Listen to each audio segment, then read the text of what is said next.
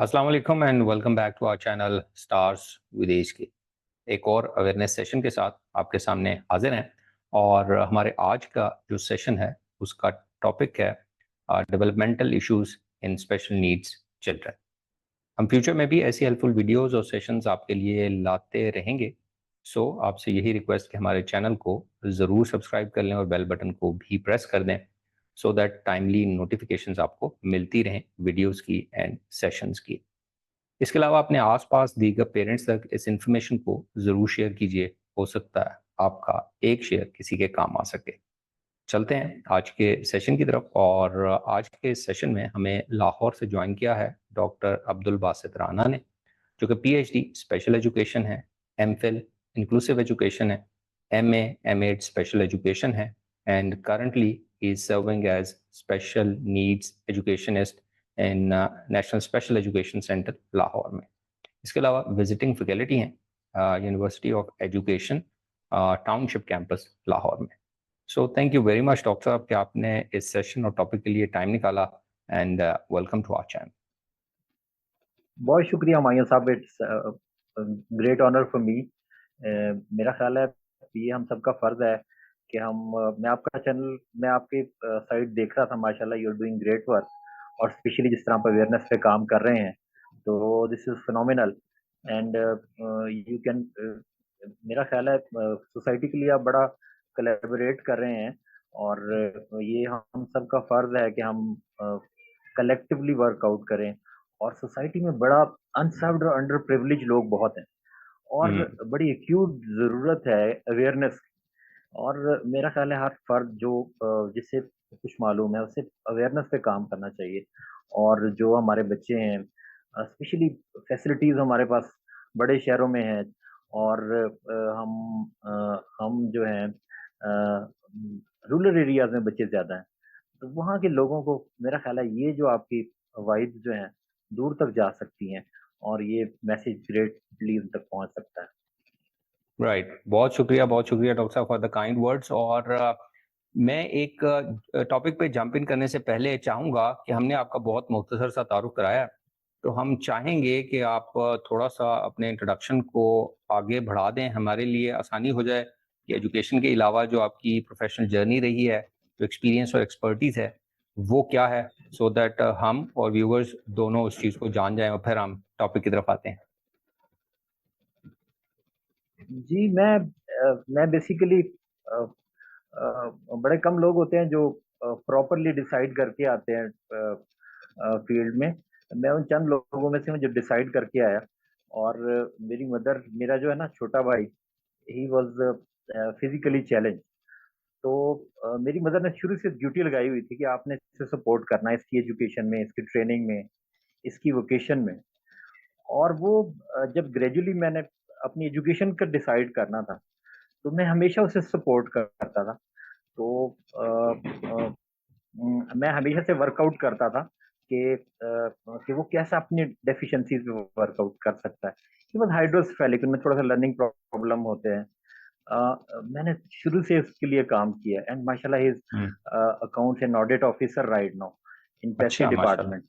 और मेरी जो जर्नी है, मैंने बेसिकली मेरा ताल्लुक जनूबी पंजाब के डिस्ट्रिक्ट बक्खर से है। और मैंने ग्रेजुएशन तक गवर्नमेंट कॉलेज बक्खर तक से पढ़ा है। बेसिकली मेरा बक्खर की तहसील कलूर कोट से मेरा ताल्लुक है। और उसके बाद लाहौर में मैंने मास्टर्स किया है हियरिंग इम्पेयरमेंट में, एक मास्टर्स मैंने विजुअल इम्पेयरमेंट में किया है। उसके बाद एमफिल किया इंक्लूसिव एजुकेशन में। और दरमियान में मैंने प्रैक्टिकली बहुत सा काम किया है as a inclusive education expert. फिर मैंने मुख्तलिफ डिप्लोमाज किए हैं, डिप्लोमा इन स्पीच है, डिप्लोमा इन आर्डियोलॉजी है, डिप्लोमा इन लो विजन है, diploma in management of autism है, diploma in management of Down syndrome है। तो ये various diplomas basically insight के लिए। और जो अनसर्व्ड अंडर प्रिविलेज कम्युनिटी, मैं देखता था कि बहुत से बच्चे ऐसे हैं जिनके बारे में मुझे नॉलेज नहीं। तो मैं ऐसे आइकॉन्स और ऐसे सर्टिफिकेट्स तलाश करता था। तो अपने से कोशिश की है कि हम वर्कआउट करें। फिर पीएचडी मैंने इंटेलेक्चुअल डेवलपमेंटल डिसेबिलिटी में की है। पर्टिकुलरली मैं पाकिस्तान में पहला पीएचडी हूँ जिसने सेरिबल पॉलिसी में एजुकेशन साइड से की। मेडिकल साइड से कुछ लोग हैं। हम्म। तो तकरीबन 25 साल का सफर है सर। मैंने 2000 में स्टार्ट किया था मास्टर्स में, और तकरीबन 25 साल से अब फिर मैंने क्लिनिकल प्रैक्टिस भी की है, अभी भी मैं कर रहा हूँ मॉडल टाउन में काफी अरसे से। Right, right. चलें, ये तो आपने काफ़ी अच्छे तरीके से हमें भी बता दिया और हमें भी बहुत से ऐसे पहलू जो हमारे सामने नहीं थे वो आ गए।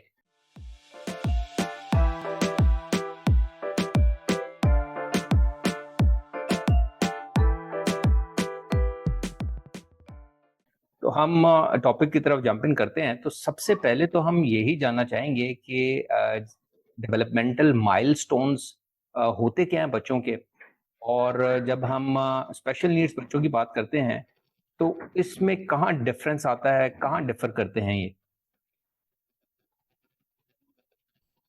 लेकिन जब हम बात करते हैं स्पेशल बच्चे की, स्पेशल बच्चा स्पेशल इस वजह से होता है क्योंकि वो बेसिक जो उसके माइलस्टोन्स हैं वो वेरी करते हैं, और जिसकी कुछ बुनियादी वजूहात होती हैं। मिसाल के तौर पे कुछ वजूहात पैदाइश से पहले की होती हैं जिसे हम प्रीनेटल रीजंस कहते हैं। कुछ पैदाइश के वक्त की वजूहात होती हैं जिसे हम पेरीनेटल कहते हैं। कुछ वजूहात पैदाइश के बाद की होती हैं जिसे हम पोस्ट नेटल कहते हैं। और अब और जब ये वजूहात इनमें से कोई भी वजह बन बन जाती है तो बच्चा जो है अपने बेसिक माइलस्टोन, और जब हम बेसिक माइलस्टोन कहते हैं तो वो 6 बुनियादी एरियाज हैं। मिसाल के हम्म। तौर पे एक सोचने समझने का जिसे हम कॉग्निटिव कहते हैं। एक बोलचाल का है जिसे स्पीच एंड लैंग्वेज हम कहते हैं। एक समाजियात का जिसे हम सोशलाइजेशन कहते हैं। एक मोटर का है जिसे हम हरकियात का हम कहते हैं। इसके बाद खुद से अपने काम करना जिसे हम सेल्फ हेल्प डेवलपमेंट कहते हैं। तो ये बेसिक माइलस्टोन्स बच्चों में बेसिकली आप ये जब जब भी डिसेबिलिटी आती है, और स्पेशली इन 3 बुनियादी रीजंस में से कोई रीजन की वजह से बच्चा इफेक्ट होता है, तो वो बच्चा इन बुनियादी माइलस्टोन में से कोई ना कोई किसी ना किसी एरिया में इफेक्ट कर जाता है। और मेरे जो ऑब्जर्वेशन में आया सर, स्पेशली जब भी डिसेबिलिटी आती है तो एक एरिया मेजरली इफेक्टेड होता है, और एक से ज्यादा एरियाज जो हैं वो सेकेंडरली। अब हेयरिंग इम्पेयर्ड जो है वो हेयरिंग इम्पेयर्ड बच्चे का बोलचाल का पहलू बुनियादी तौर पे इफेक्ट हो गया, मेजर एरियाज का इफेक्टेड हो गया। और सेकेंडरी जो है वो उसके कॉग्निशन जो है। अब अगर हम देखें मैस्लो को, या अगर हम देखें डीएफ मूर्स को, डोनाल्ड फ्राइड मूर्स को, वो भी यही कहते हैं कि हेयरिंग इम्पेयर्ड बच्चे की जो परसेप्शन है, जो उसकी कॉग्निटिव एबिलिटीज हैं, वो नॉर्मल बच्चों से तकरीबन 1 साल पीछे होती है। फिर उसकी हम्म। सोशलाइजेशन अफेक्टेड होती है। सो ये माइलस्टोन जब भी डिसेबिलिटी आती है तो एक मेजरली अफेक्टेड, और दो एक से ज्यादा एरियाज जो हैं इफेक्टेड। इसी तरह डेवलपमेंटल डिसेबिलिटीज में हम देख लें, ऑटिज्म में हम देख लें, या लर्निंग डिसेबिलिटीज में देख लें, तो हमें नुमाया तौर पे ये एरियाज हमें इफेक्टेड नजर आते हैं। हम्म। अच्छा डॉक्टर साहब, ये बताइए कि जब ये माइलस्टोन में डिले आते हैं तो उसकी वजह से डिफरेंट चैलेंजेस फेस करने पड़ते हैं। तो जो एजुकेटर्स हैं और जो थेरापिस्ट हैं, जो प्रोफेशनल हैं, वो कैसे इनके इस डेवलपमेंटल प्रोसेस में, इस जर्नी में कैसे इनको सपोर्ट कर सकते हैं? जी, बहुत अच्छा सवाल किया उमैया साहब आपने। स्पेशली यहाँ पे बहुत इंपॉर्टेंट हो जाता है कि सबसे पहले हम असेस करें। देखिए, बच्चे की उम्रें दो तरह की होती हैं। एक तभी उम्र है जिसे हम क्रोनोलॉजिकल एज कहते हैं, और एक तरक्कियाती उम्र, डेवलपमेंटल एज। और जब भी हम माइलस्टोन में देखते हैं, जैसे मैंने 5 बुनियादी एरिया, और बाज बच्चे जो अभी मैं कल एक डेवलपमेंटल डिसेबिलिटीज के सिम्पोजियम में था। हम्म। मैंने वहां पे एक फैमिली में एक मदर बच्चे लेके, चारों बच्चे ग्लोबल डेवलपमेंट के साथ, और हम्म। बच्चों की एजेस 8 9 तक, और उनमें इन्फेंट स्टिमुलेशन के प्रॉब्लम, सॉल्विंग के प्रॉब्लम, सकिंग के प्रॉब्लम। सो इन 5 एरियाज़ के साथ बाज़ दफ़ा इन्फेंट स्टिमुलेशन का प्रॉब्लम भी हो जाता है। अच्छा, मैं सवाल पे वापस आता हूँ। आपका सवाल था कि हम कैसे वर्कआउट कर सकते हैं? तो यहाँ पे सबसे पहले हम असेस करते हैं कि बच्चे की तबी उम्र क्या है और तरक्कियाती उम्र कितनी है। देखिए, हम्म। तबी उम्र हम तो वो जो उसकी एक्चुअल एज है, और तरक्कियाती एज के लिए हम सर्टेन एक्टिविटीज़ हम देखते हैं बच्चा। जैसे हम बच्चा जब 1 साल का हो गया है, यूजुअली बच्चियाँ थोड़ा-सा जल्दी अगर मैं वो मोटर माइलस्टोन्स की बात करूँ, बच्चियाँ थोड़ी-सी जल्दी सीखना शुरू करती हैं, 9वें, 10वें या 11वें महीने में सीखना शुरू कर देती हैं वॉकिंग। बच्चे तकरीबन 1 साल की उम्र में, 13 माह या 14 माह की उम्र में चलना शुरू कर देते हैं। तो अगर ये बच्चा नहीं सीख रहा है, या वो इससे पहले 8 मंथ्स में सिटिंग पे नहीं आ रहा है, ये अपना बेली कंट्रोल नहीं कर रहा है, लेग्स कंट्रोल नहीं कर रहा है, तो parents has to be alarmed. और ये अवेयरनेस मेरा ख़्याल है जब वो जिस पैरामेडिकल स्टाफ के पास जा रही है। देखिए, सारी जगह स्पेशल एजुकेशन सर्विसेज़ मौजूद नहीं है, स्पीच हम्म। थेरेपी सर्विसेज़ मौजूद नहीं है, लेकिन मेडिकल हेल्थ फैसिलिटीज़ मौजूद हैं। तो हमें हम्म। ज़रूरी है कि हम मेडिकल प्रोफ़ेशनल्स को इस बारे में ट्रेन कर दें, मदर्स को ट्रेन कर दें, और मदर्स ये अवेयरनेस आगे दें कि हमने कैसे बेसिक माइलस्टोन्स के बारे में बताना है, और कैसे इन्हें हमने बताना कि अगर डेविएंस आ गया है, तो हमने डेविएंस पे वर्कआउट कैसे करना है। और इस तरह सेट ऑफ एक्टिविटीज़ होती हैं मुख्तलिफ। मिसाल के तौर पे अगर बच्चा 0 से 1 ऐज के दरमियान है, तो हम देखते हैं कि हमने जनरल नॉमिनेट एक्टिविटीज़ बनाई होती हैं हर एरिया की, जैसे कॉग्निशन की अलग हैं, सोशलाइज़ेशन की अलग हैं, स्पीच एंड लैंग्वेज की अलग हैं, मोटर की अलग हैं, सेल्फ हेल्प स्किल्स की अलग हैं।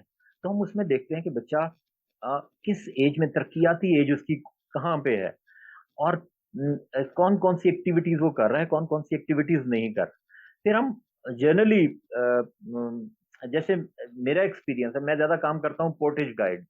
ये हम्म। जर्मन्स ने बनाया था सर, और इसका पाकिस्तानी वर्ज़न चिल्ड्रन हॉस्पिटल ने इस पे बड़ा काम किया, स्पेशली मैंने चिल्ड्रन हॉस्पिटल में काम किया है। फिर ओके। मैंने कुछ इदारों के साथ, इंक्लूसिव इदारों के साथ काम किया है।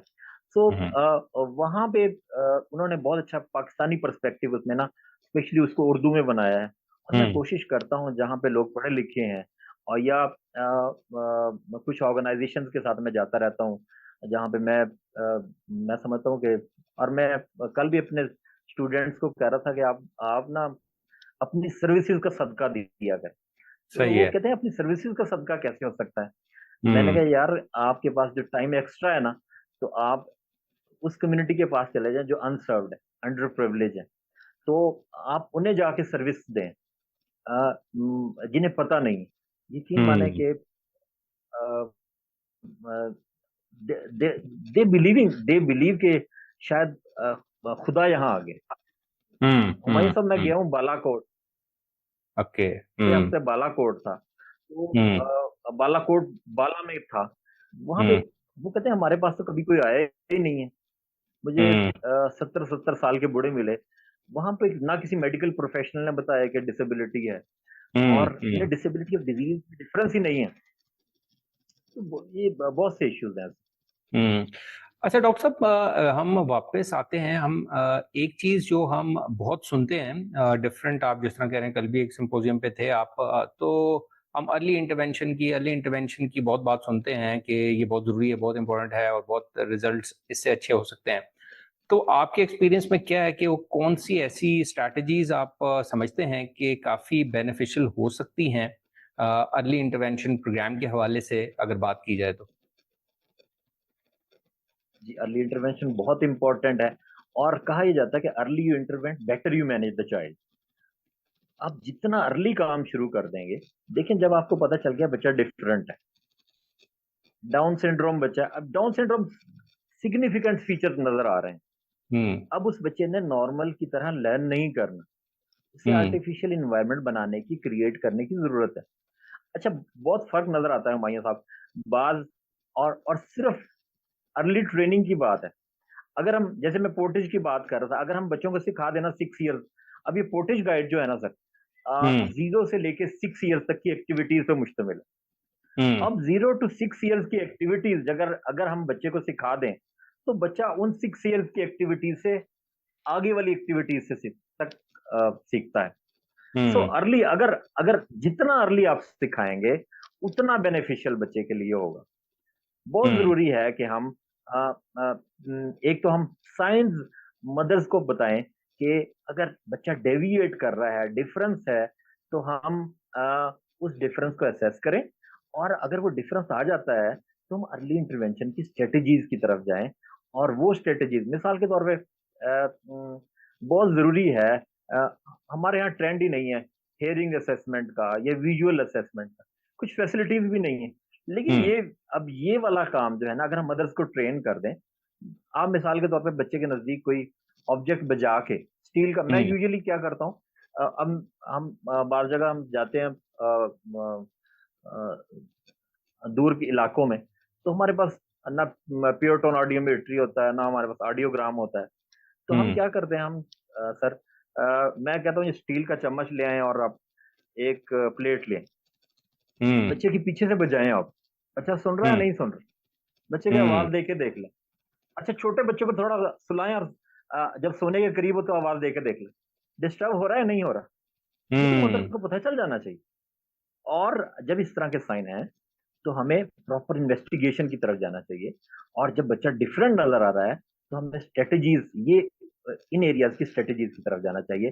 जैसे मैंने बुनियादी एरियाज को बताए, अगर हम इन बुनियादी एरियाज, अगर हम ओवरऑल, अगर हम ओवरलुक करें ना सर इन एरियाज में, तो दुनिया में जितने भी सब्जेक्ट्स हैं, चाहे वो कंप्यूटर है, चाहे वो वोकेशन है, चाहे वो सोशलाइजेशन है, चाहे वो साइकोलॉजी है, चाहे वो फिजिक्स है, चाहे वो मैथ है, वो इन 5-6 बुनियादी एरिया से निकले।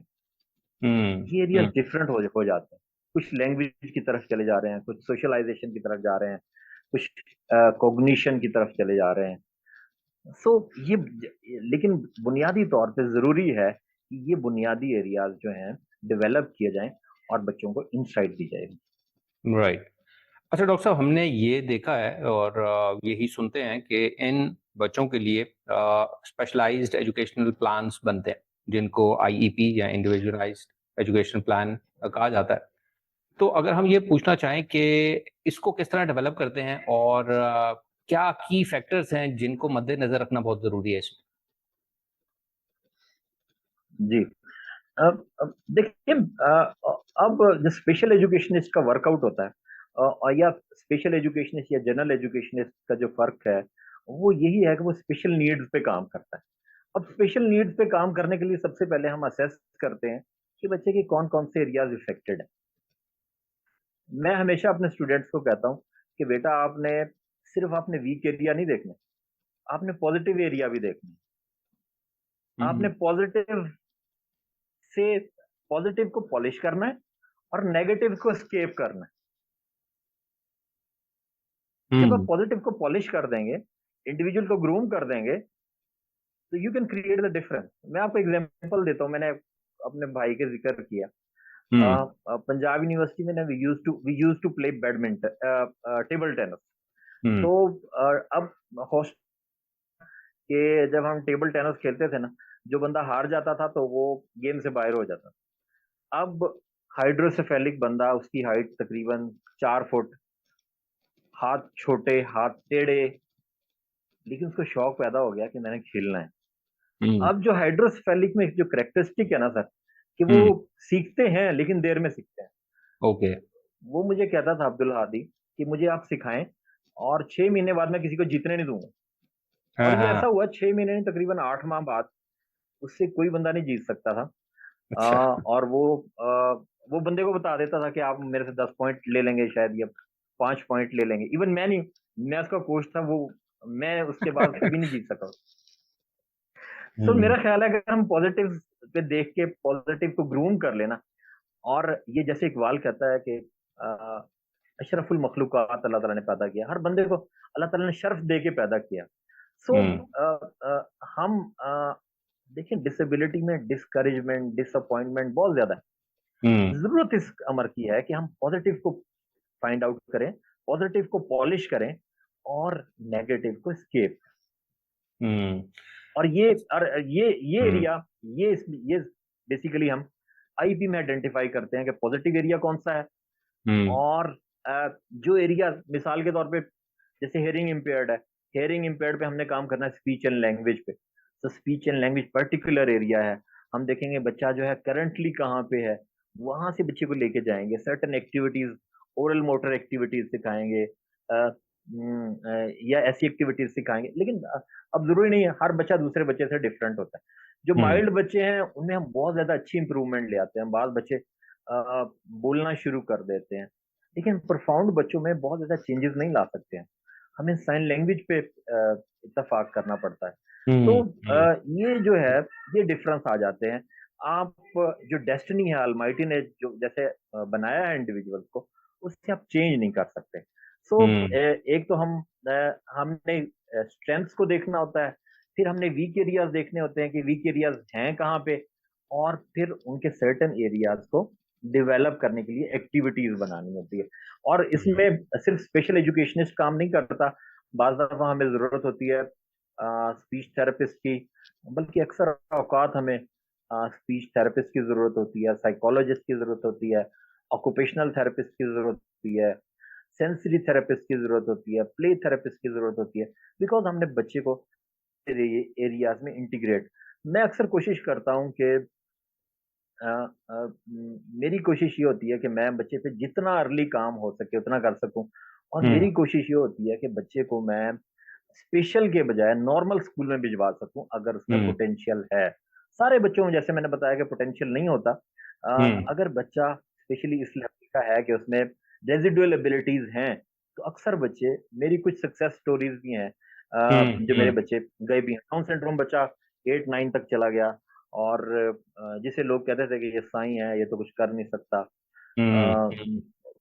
वो with the help of individualised plan पे, कि हमने पहले वीक एरियाज पे काम किया, यानी बच्चे के पास एक सिंगल वर्ड नहीं था। तो हम्म। वर्ड ऑन पहले मैंने ओरल एक्टिविटीज कराई, फिर बच्चे की शेप बनवानी शुरू की, बाइलिंगुअल बाइलिंगुअल साउंड पे काम किया, और उसके बाद जनाब अल्फाबेट्स पे, फिर वर्ड्स पे, फ्रेजेस पे, सेंटेंस पे, दे दे कम नियर टू नॉर्मल।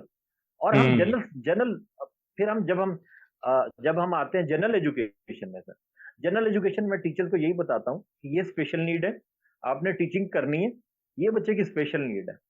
अब बस आप स्पेशल नीड को, ये मैं आपको बता रहा हूँ, ये स्पेशल नीड है, इनको आप मद्देनजर रखें, और टीचिंग आपको आती है, टीचिंग करवा लें।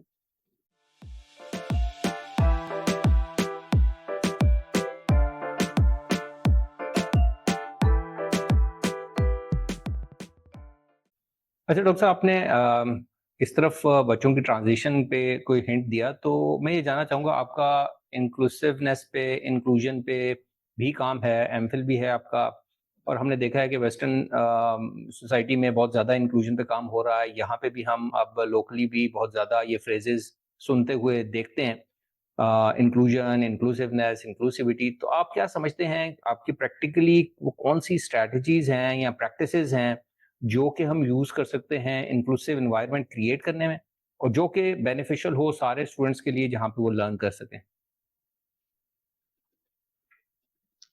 मेरा ख्याल है बहुत रियलिस्टिक है। अगर हम हिस्ट्री को देखें, मेरा ख्याल है उन लोगों ने ही सरवाइव किया, वर्कआउट किया है। पाकिस्तान में हम ग्रेट एग्जांपल्स देख लें, हम साइमा सईद की एग्जांपल देख लें, यूसुफ सलीम की एग्जांपल देख लें, ये सारे लोग स्पेशल से जब ये गए हैं, इंटीग्रेट किया है इन्होंने, इंक्लूसिव इन्वायरमेंट है, वहां से ग्रूम किया है इन्होंने। तो बहुत जरूरी है। मैं आजकल फिजिकली चैलेंज बच्चों के साथ काम कर रहा हूँ। सर हमारा बच्चा जो है ना, पेरेंट्स हाथों में उठा के लेके आए, मुझे याद है 2 बच्चे हमारे, they become MBBS doctor. Sir माशाल्लाह। हमने जन 7-8 के बाद उन्हें जनरल एजुकेशन में हमने इंटीग्रेट किया उन्हें। हमने उन्हें, उनका शौक था साइंस स्टार्ट करनी, हमने साइंस सिखाई उन्हें। सो लेकिन everyone has, every individual has ability. हमें देखने की जरूरत है कि हम इंडिविजुअल इंडिविजुअल डिफरेंसेस पे कैसे काम कर सकते हैं, और ये बहुत रियलिस्टिक है कि हम इंक्लूसिव इन्वायरमेंट क्रिएट करें। देखें, अगर मैं कंपैरिजन दूं सर आपको, मैं सिर्फ पंजाब की सतह से मैं आपको अगर कुछ स्टैटिस्टिक्स दूं, पंजाब में अगर हम जनरल स्कूल्स देखते हैं, तो 56,000 स्कूल जो है ना जनरल एजुकेशन के, और हम्म। तकरीबन 350 स्कूल हैं जो स्पेशल बच्चों के लिए। और पॉपुलेशन पॉपुलेशन सिर्फ हमारे 35 से 40 हजार या हम्म। 45 हजार मैक्सिमम बच्चे हमारे स्कूल्स में जा रहे हैं। अब ये सारे बच्चे कैसे आ सकते हैं? सर, ये सारे बच्चे स्कूल में उस वक्त आ सकते हैं जब हम इंक्लूसिव इन्वायरमेंट बनाएंगे, जब हम हम्म। जनरल स्कूल को स्पेशल बच्चे के लिए एक्सेसिबल बनाएंगे, जब हम टीचर को स्पेशल नीड्स के बारे में बता देंगे। जब हम टीचर को स्पेशल नीड्स के बारे में बता देंगे तो वो ना सिर्फ ये कि उसके लिए काम कर सकेगा, बल्कि उसके लिए इन्वायरमेंट बना सकेगा। और मेरा ख्याल है स्पेशल एजुकेशन के इदारे सिर्फ प्रफाउंड और सिवियर बच्चों की ट्रेनिंग के लिए हो, जैसे हम्म। वेस्ट काम कर रही है। और वो अ, अ, उन बच्चों को ट्रेन करके स्टेप वाइज भिजवाएं इंक्लूसिव एजुकेशन के लिए। हम्म। हम्म। अच्छा डॉक्टर साहब, आपका रिसर्च से भी ताल्लुक है, तो आप क्या समझते हैं कि कौन से ऐसे इनोवेटिव टेक्नोलॉजीज हैं या टूल्स हैं जो कि ऐसे डेवलपमेंटल डिलेज या ऐसे चैलेंजेस वाले बच्चों को बेनिफिशियल हो सकते हैं, बेनिफिट दे सकते हैं, इसके बारे में अगर बता सकें। जी, बिल्कुल। जैसे अब जैसे स्मार्ट गैजेट हैं या आर्टिफिशियल इंटेलिजेंस का एरा आ गया है, तो बस डिसेबिलिटीज में हमें स्पेसिफिकली हेल्प लेनी पड़ती है ऐसे गैजेट्स की, टूल्स की। जैसे मेरा पर्टिकुलरली काम सेरिबल पॉलिसी बच्चों के साथ है। अगर हम सेरिबल पॉलिसी बच्चों के लिए, अब उनके साथ बहुत ज्यादा मसाइल होते हैं राइटिंग के, हम्म। इनवॉलेंट्री मूवमेंट है, हम्म। स्पास्टिसिटी ज्यादा है। तो उनके लिए जरूरी है, अगर राइटिंग अगर वो लिखेंगे भी तो वो इंटेंजिबल नहीं होगी। तो हम्म। उसके लिए हम ऐसी डिवाइसेस, ऑगमेंटेटिव डिवाइसेस हम यूज कर सकें, स्मार्टफोन्स यूज कर सकें। पूरी दुनिया उस पर काम कर रही है। अनफॉर्चुनेटली यहाँ अब अभी तक वो चीजें नहीं आई हैं, लेकिन जरूरत है इस चीज की कि वो ये चीजें आए। कुछ हम्म। डिसिप्लिन में, जैसे HI में हमने बड़ा अच्छा काम किया है, हेयरिंग डिवाइसेस अच्छी आ गई हैं। और स्पेशली हम हार्ड ऑफ हेयरिंग बच्चों पे बड़ा अच्छा काम कर सकते हैं। इसी तरह फिजिकली चैलेंज की काफी हम डेफिशिएंसीज पे काम कर सकते हैं, और ये बच्चे ग्रूम भी कर सकते हैं। लेकिन कुछ डिसेबिलिटी, जैसे लर्निंग डिसेबिलिटीज पे हम specially with reference to Pakistan काम, अभी बहुत से काम करने वाला है। हम्म। सेरिब्रल पॉलिसी बच्चों के लिए, डेवलपमेंटल डिसेबिलिटी, ऑटिज्म, स्टिल पूरी दुनिया में काम हो रहा है, लेकिन हमारे यहाँ अभी हम पीछे हैं। तो जरूरत सही। ये है कि हम इंटरनेशनल ट्रेंड्स को ऑप्ट करके इन चीजों को लेके आए। हम्म। अच्छा डॉक्टर साहब, आप क्या समझते हैं, पाकिस्तान में तो हम थोड़ा रिसर्च साइड पे ज़रा हम पीछे हैं या बहुत स्लो हैं, तो बाहर आप क्या समझते हैं कि ये जो नए ट्रेंड्स आ रहे हैं या इनोवेशंस आ रही हैं, या ऐसे कौन से रिसर्च एरिया आप समझते हैं या आपके इल्म में हैं जो कि आप देखते हो कि आगे चल के मुस्तकबिल में इन बच्चों के लिए बहुत ज़्यादा हेल्पफुल या इम्पैक्ट क्रिएट कर सकते हैं, ऐसे कुछ एरियाज पे काम बाहर हो रहा होगा? जी देखिए, दुनिया दुनिया ने जितनी भी तरक्की की है वो रिसर्च की बदौलत की है। और नेशंस जो है ना डेवलप ऐसे ही होती हैं। और अगर हम देखें, कुरान पाक भी बार बार हमारी तवज्जो इस तरफ मबजूल करता है और बार बार कहता है, और तुम सोचते क्यों नहीं, और तुम तहकीक क्यों नहीं कर लेते? देखिए, अब ये कुरान पाक तो हमें हिला रहा है कि आप तहकीक की तरफ क्यों नहीं आ रहे। और जिन लोगों ने कर लिया है वो अपना वेस्ट हमें दे रहे हैं, we are working on their best. And जो हमारा काम था, जो साइंस के मैदान में हम आगे थे, शायद वो वाले ट्रेंड में हम पीछे चले गए हैं। जरूरत इस अमर की है कि रिसर्च में हम पीछे हैं। तो रिसर्च वाले ट्रेंड हम लेके आए, और स्पेशली स्टूडेंट्स को हम मास्टर्स लेवल में, मैं समझता हूँ मास्टर लेवल से, आजकल मास्टर लेवल खत्म हो गया, BS लेवल पे हमें स्टूडेंट को अ, म, अ, म, मैं देखता हूँ कि प्रैक्टिकल काम बहुत थोड़ा है। बड़ी मुश्किल से 8 सेमेस्टर में से बच्चा एक सेमेस्टर के लिए भी फील्ड में नहीं जाता है। फिर उसके बाद उसे रिसर्च की प्रैक्टिकल थिंग्स नहीं सिखाई जाती। बच्चे के साथ प्रैक्टिकली काम करना नहीं सिखाया जाता। तो ये चीज़ें मेरा ख़्याल है बड़ी अहम किरदार अदा करेंगी कि बच्चों हम जो प्रोस्पेक्टिव टीचर हैं, आने वाले नए असातिज़ा हैं, उनमें हम रिसर्च के ट्रेंड लेके आएँ, मॉडर्न ट्रेंड लेके आएँ और जो हम नई पॉलिसीज़ बनाएँ, स्पेशली हायर एजुकेशन ऐसी पॉलिसीज़ बनाएँ जो कि सिर्फ़ खाली थीसिस राइटिंग के बजाय प्रैक्टिकल काम और एक्शन रिसर्च बेस्ड हो। एक्शन रिसर्च में सर हम एवरीडे प्रॉब्लम और उसके सॉल्यूशन की तरफ आते हैं और स्पेशली हम्म। स्पेशल नीड में बड़ा ज़रूरी है कि हम एक्शन बेस्ड काम करें ताकि हम करंट प्रॉब्लम्स के सॉल्यूशंस की तरफ आ सकें। राइट, ये तो हो गई प्लानिंग के इश्यूज में। लास्ट में बिल्कुल लास्ट क्वेश्चन करूंगा, फिर हम इस सेशन को वाइंड अप करते हैं। मैं ये पूछना चाहूंगा कि आप क्या समझते हैं, क्या मशवरा देते हैं या क्या पैगाम देते हैं जो प्रोफेशनल्स काम कर रहे हैं, जितने भी रिहैब फील्ड के प्रोफेशनल्स हैं, पेरेंट्स भी इसमें इन्वॉल्व हैं, जो भी लोग काम कर रहे हैं बच्चों को सपोर्ट देने के लिए, उनको इस करंट सिचुएशन में जिस लेवल पे भी पाकिस्तान में है ये काम हो रहा है, आगे हमने आगे बढ़ना है, तो क्या मैसेज है? जी, मेरा मैसेज यही है कि एक तो पेरेंट्स हैं या बच्चे हैं, हमें डिसअपॉइंट होने की ज़रूरत नहीं है। Where there is will there is way. और हमें जो है वो लेटेस्ट ट्रेंड्स की तरफ आना चाहिए और डिसअपॉइंट नहीं होना चाहिए। आजकल जो है ना स्मार्ट गैजेट आ गए हैं। आप खुद से वर्कआउट कर सकते हैं। नई इनोवेटिव पूरी दुनिया ग्लोबल वर्ल्ड बन चुकी है। तो हम अगर हम मॉडर्न इंस्टीट्यूट्स या मॉडर्न टेक्नोलॉजी को हम देखें और अपनी लाइफ में वो चीज़ें लेके आएँ और मैं हमेशा कहता हूँ कि स्पेशल एजुकेशन का फील्ड जो है वो थ्योरेटिकल कम है और प्रैक्टिकल ज़्यादा है। हुँ, लेकिन हुँ। हमने थ्योरी ज़्यादा रख दी और प्रैक्टिकल कम कर दिया।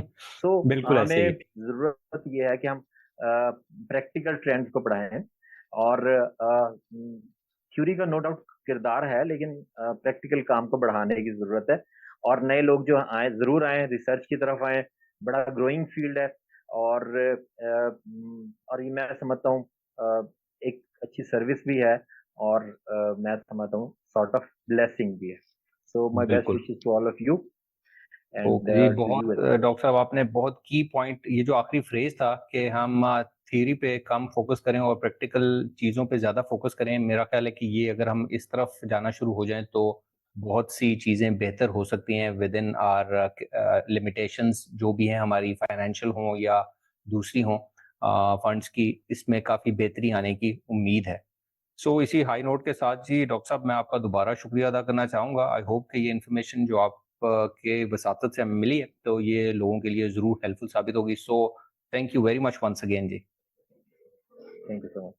अल्लाह हाफ़िज़। और इसी के साथ जी हम आप सबसे भी इजाज़त चाहेंगे। इंशाल्लाह नेक्स्ट सेशन में एक नए गेस्ट और टॉपिक के साथ आपकी खिदमत में दोबारा हाज़िर होंगे। Until then take care and अल्लाह हाफ़िज़।